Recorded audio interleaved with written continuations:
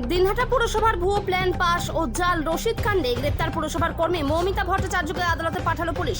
রবিবার বেলা 12টা নাগাদ তৃণমূলের এই নেত্রীকে কড়া পুলিশি নিরাপত্তার মধ্য দিয়ে আদালতে পাঠানো হয়। তার আগে দিনহাটা হাসপাতালে তার স্বাস্থ্য পরীক্ষা হয়। পুলিশ সূত্রে জানা গিয়েছে মৌমিতা ভট্টাচার্যকে শনিবার পুরসভার অফিসের সামনে থেকে গ্রেপ্তার করা হয়েছে। রবিবার সকালে তাকে জিজ্ঞাসাবাদ করা হয়েছে। পুরসভার দুর্নীতি কাণ্ডে একাধিক নাম উঠে এসেছে। মূলত যে দুটি নাম উঠে এসেছে তাদেরকেও পুলিশ জিজ্ঞাসাবাদ করবে বলেও জানা গিয়েছে।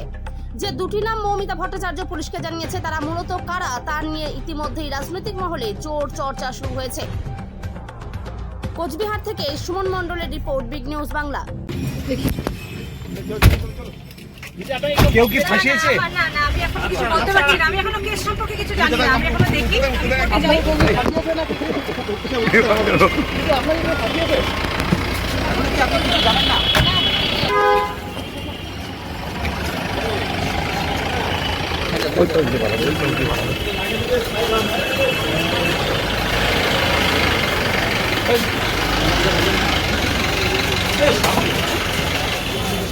দিদি আপনাকে কে ফাঁসালো?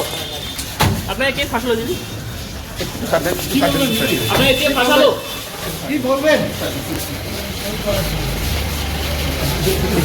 এই বলুন দাদা, এই বলতে আপনি যাই ঠিক আছে।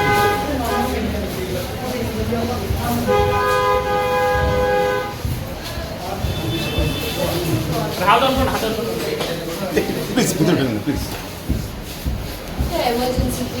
একটু এটা এমার্জেন্সি প্লিজ একটু বাইরে যান, ঘুরে বাইরে যান, একটু ঘুরে বাইরে যান প্লিজ প্লিজ প্লিজ